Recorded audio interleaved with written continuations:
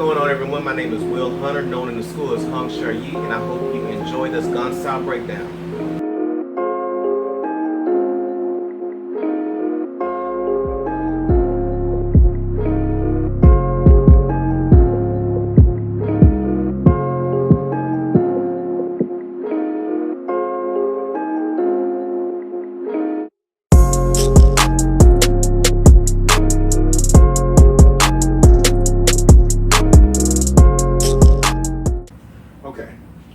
So what we're using is Gaan sao. Gaan sao is a splitting arm derived hand. Normally what you see in Sunum Dao form, you'll see this, it come down and come back up. You don't see a whole lot of the extra intricate parts that make up that movement. What you don't see is the double hand side. It's more important to understand the double hand side because you're actually left vulnerable. If you do it just like the form in an actual fight, you're going to lose. So I wouldn't advise it. There are the original Kwanda broadswords method. It's two swords and they're swinging like this. If it was just one swinging, it leaves you to vulnerability. So that idea from the swords is going into the hand styles of what in Wing Chun and Chole Foot and many other Kung Fu systems.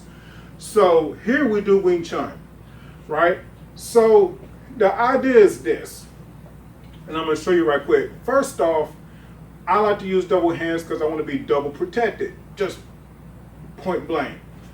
He at any moment, if his hands is here, if he gives a direct punch here, and I have this, right? At any point, thanks to this, he could have a low attack here, right? That's why this is here. So that's one thing.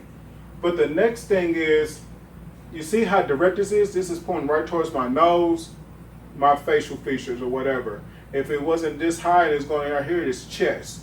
But here, what I'm doing is, not only am I taking it out of the way, but I have it where there's a line where it crosses, sub G sao.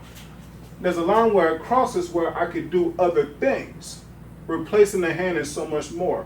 So there's 7 main ideas I want you to get across when you do this with the hands. We're not talking about Gaan sao blocking kicks in this video. So we're mainly going to talk about the hands right now. Maybe in the future we'll talk about blocking kicks and whatever. So I'm going to show the technique at first. I may do that twice, and then my student, he's going to use it on me. I expect him to hit me. That's how we do it here. I'm not going to sugarcoat anything. So first is that he has the punch coming. I have this guard. I almost got clipped. Okay, I have this just in case, right? The first thing is my hand is already here. So why not use it? I can slip down and grab it with lop sao so I can roll up and hit, right? And if I also wanted to, I can switch the hands if I wanted to. So he's going to do that first, right? He's going to do it how he wants to do it, whatever attack set he wants to do. But mainly just now, it's going from the idea of the lead or the upper hand, lop sign, grabbing control, and attacking.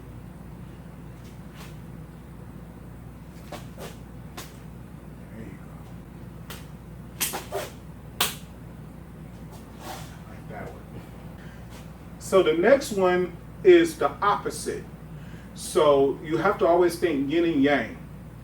The lower hand is actually going to come up on top and do the exact same thing that the lead hand does, but just from it does take a slight bit longer.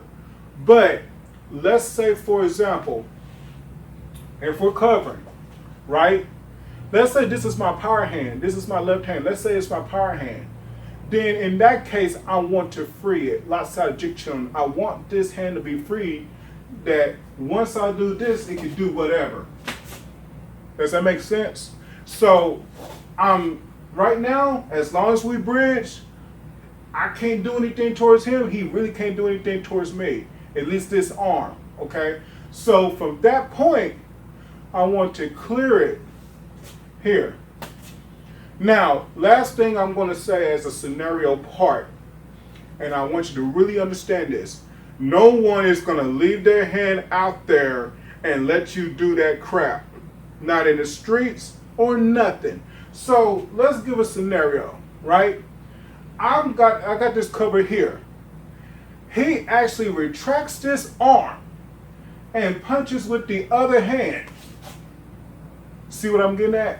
So here again, as I was coming up, his hand is retracted, and I got him. I still got him, and I just go from here. So for a lot of you to say that Wing Chun shouldn't work the middle, it shouldn't be, you shouldn't try to play with the middle so much. But if a situation happens, know that you're supposed to keep going. Just have your options open, right? So the first couple of times we do this, we want to do it as a standard. The second time, I may actually switch the hands, that way y'all can see.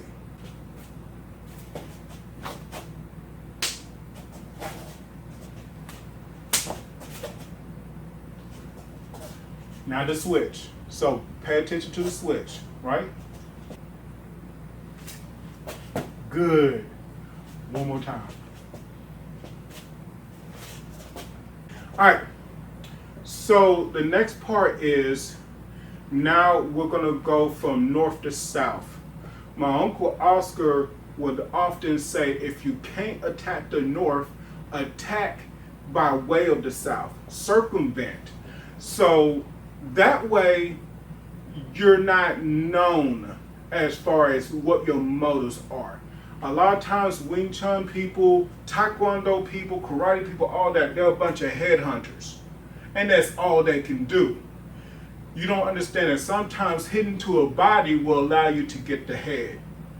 If he was to push me in my stomach right now, go ahead. See what I'm saying? My head is there. So if you can't get the north, and I'm a big tall guy compared to him, if you can't get the north, attack the south. So then you can come back and attack the north or more. I'll give you one more example, and I want him to do it because he's really good at it. And then this is kind of a breakout of the Gaan character, but I just want you to see this real quick. He's going to take out my leg, whether he sweeps it or side kicks it or whatever. But his goal is he's going to have me down. That way he can do a kick that is sizable towards my head. This is the idea of attacking south to attack the north. So let's say I'm like this, for example. He's attacking the knee. Go ahead. I'm down. Now he has a clear shot for my head, whether it be the hands or whether he does a kick towards my head. Try to kick towards my head. You see? So there it is. So that's my idea from Uncle Oscar. Uncle Oscar was my first Kung Fu teacher. And everything. It's easy. It's called the compass method, to be honest. North, south, south, north, east, west. Understand the directions and what you can do with it. So now let's get back to Gaan Sao. So right here, if I'm right here in this case, I'm slipping to grab and control. Now, he can try to pull his arm down, go ahead. But as long as I hold a good enough grip, it gives me enough time. I'm not doing the thumb lop sao. This is a chin na mistake waiting to happen, right? I'm doing the lop sao 4 fingers. So as I'm right here and I slip the hand, even if he fights it, it's too late. I have a strike here, right? And then I can always follow it up the top, but I'm striking low at first. So he's gonna do that towards me, and do it a couple of times. He's going low, he's attacking me low, so that he can come back up north and conquer.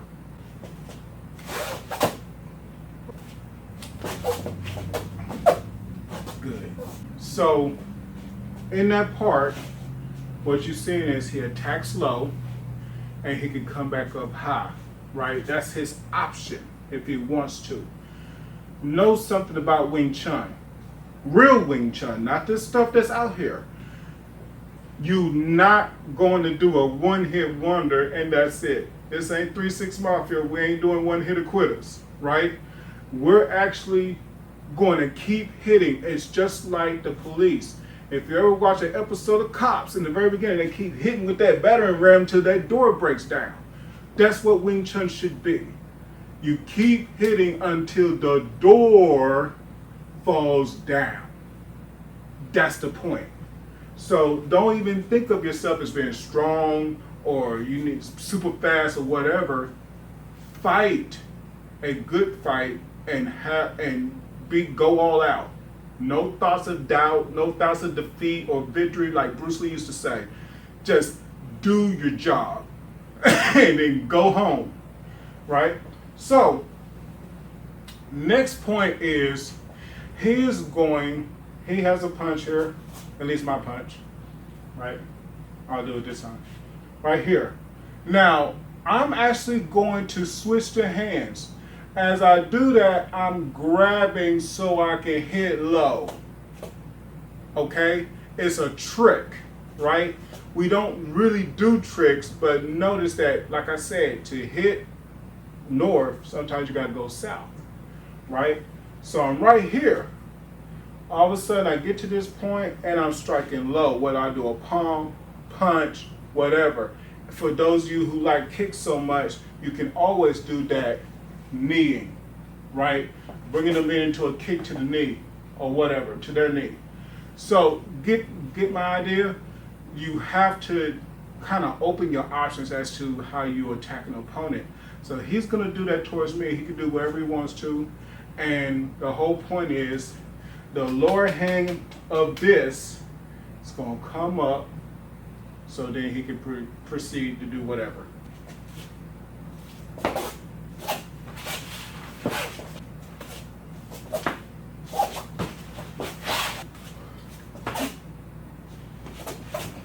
So what you saw there, and like I said, people are more headhunters.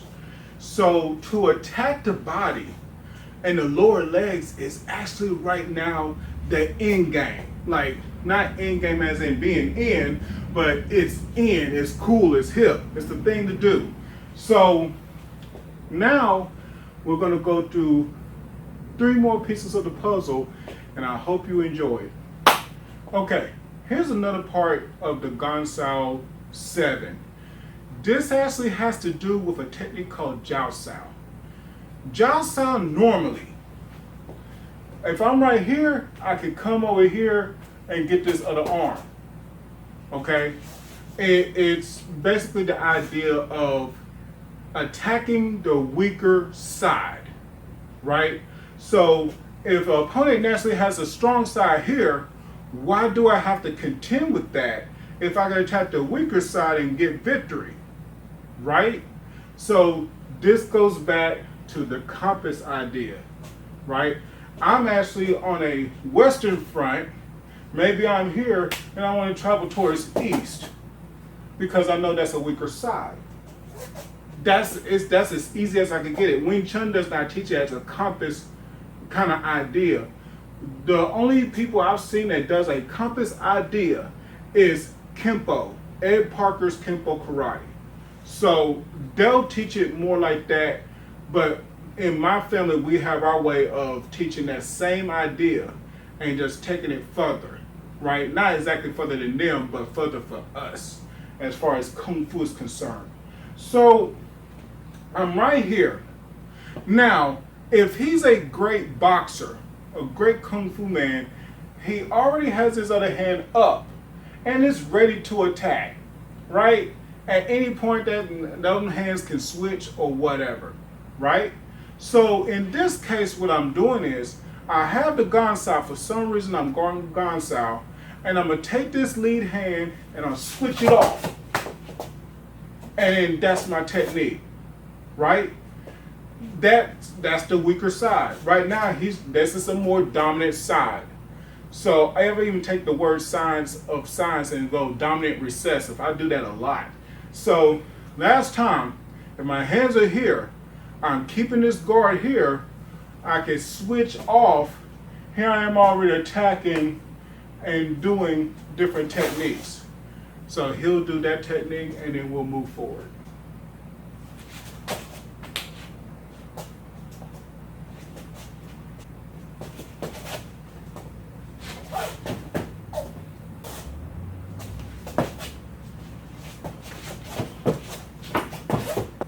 So the next is just like before, just like the other ones. I'm taking the lower hand.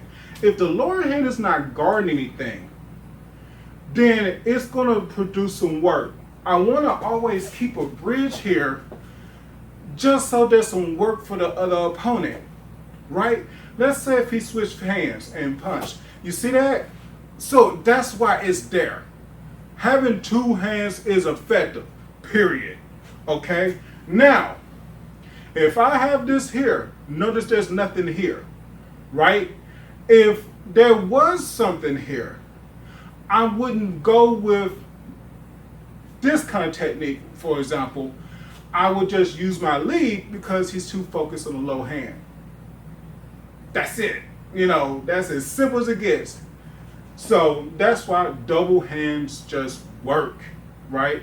Now, the one thing I'm not going to do, you ain't going to see me do this. Two dragons for one tiger, that's not a good thing. You're going to put yourself in danger. Especially if some of y'all that likes to do Wing Chun a lot claim you do Wing Chun, you end up doing this. Yeah, you're going to get eat up. And you deserve everything that you get. So, in this case, he has that hand up. He's guarding because he knows maybe something that can happen here. I'm taking the lower hand and I'm just switching. Now, I'm telling you right now, you have to be quick. That's why Wing Chun is not a strength skill. And that's why I really advise people don't overly excessively lift a lot of weights and bulk up. Because this system is technique and speed and accuracy. That's its motive. A 14, 16-year-old girl in China, they may have some weights, but that's not going to work for her. Okay? And then you have someone so big like me that fights her. Good luck on that. I don't care how many weights you do, you're still weak in some way. So the technique, and this is another thing. Let me add this one part. This big time secret, Hampton Hong secret coming right now. Okay. This is also why you are not doing this like your karate. I've seen some Wing Chun people do this, and you have to understand something. This is the most dumb thing to do because, let me give you an example. If I decide to grab here, he's going to hit me before I ever get to the point. And not even just here. He could hit me underneath too in my floating ribs. Floating ribs break into your organs, you die. Point. So I'm here, and I try to grab here, I'm done. He could be hitting me here, anything underneath my arm here, anything. Groin shot, he could do it because I want to practice an idea I don't know, like Okinawan karate or Japanese karate, and I'm doing this for a Wing Chun move because I think it's the same. Stupid. So let's say, even if I grab here, I'm just bringing them in to punch me. It's not going to work. I'm going to go for more. I want you to see this. If I go cross hand like this, so it doesn't matter what I do.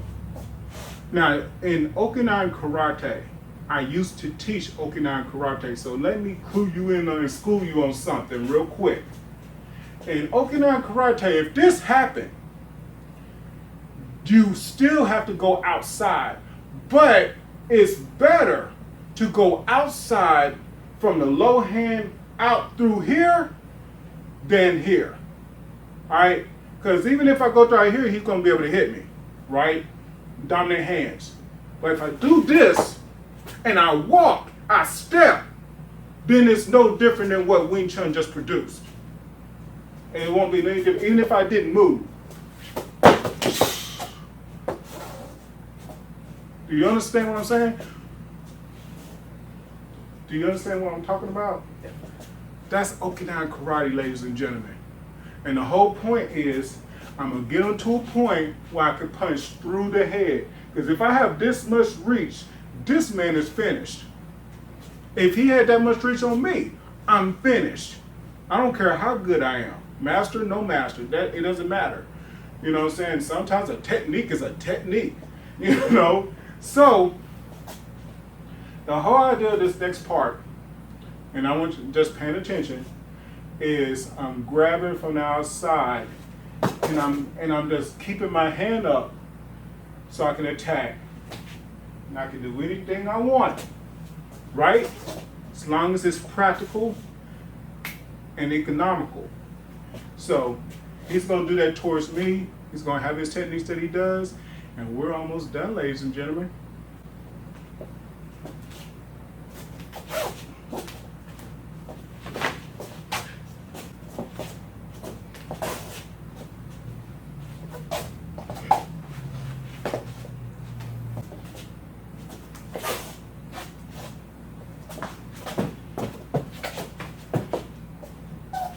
Last part is this.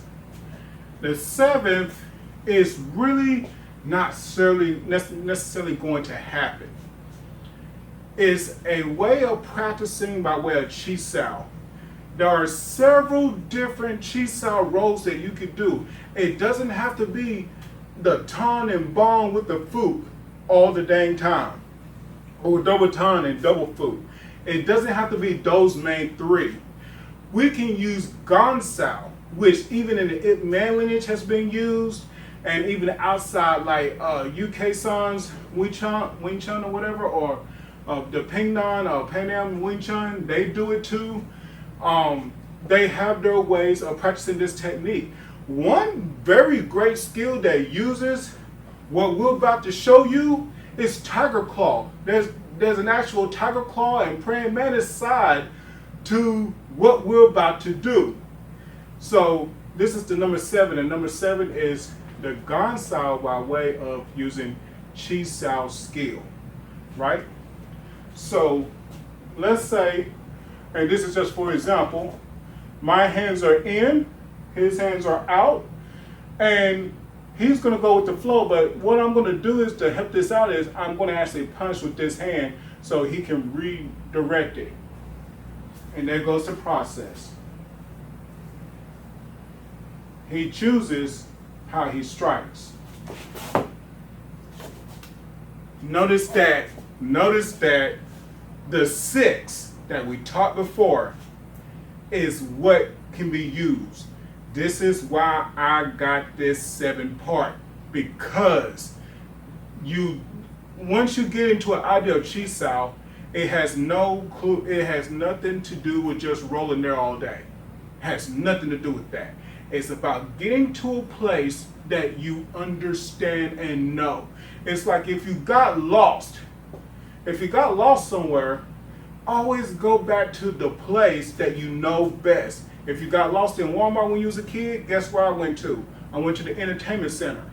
Because that was the one area everybody knew I would go to, and it was the one place I knew that I could just go straight towards, and I know where I'm at from there. So, same principle with Chisao. He has his hands out, and what he's going to do is, and we'll show it on different directions, he's going to have different attacks that he's going to do. We'll probably go about for 4. All right, here we go.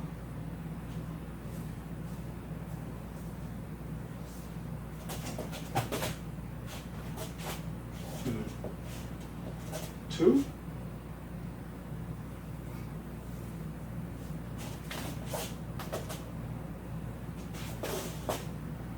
This takes a lot of speed for this technique. That's why Wing Chun people are about speed, right? This kind of technique, to do it the way he's doing it, takes an incredible amount of speed and focus. So you can't just come into our school and just do that rinky-dink martial art mess that y'all are so used to. This is real Kung Fu. This is real martial arts here.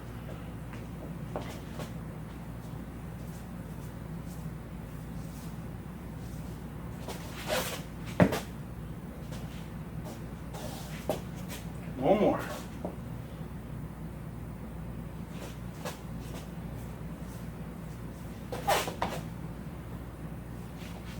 Realize he's being slow just to be nice to y'all. This man can flow. Okay? I ain't gonna lie to you. Matter of fact, one thing I can really say is he's been learning the rings, the return rings method. He surpassed me on that. I've never got to really learn that. And for him to just pick it up like that, he does a very good job at chi sao. He does a very good job at these techniques. He knows what he's doing. So that's why I gave him a Chinese name. He deserves every bit of that. So, the last thing I just want to say about this Gaan sao, and I leave it to the end, because if you make it to the end of this video, now I'm going to tell you the secret idea behind the Gaan sao, and I need you to listen. I need you to be very clear on this. Okay. So there's the Sunum Dao single hand Gaan sao, okay, or Dan Gaan sao.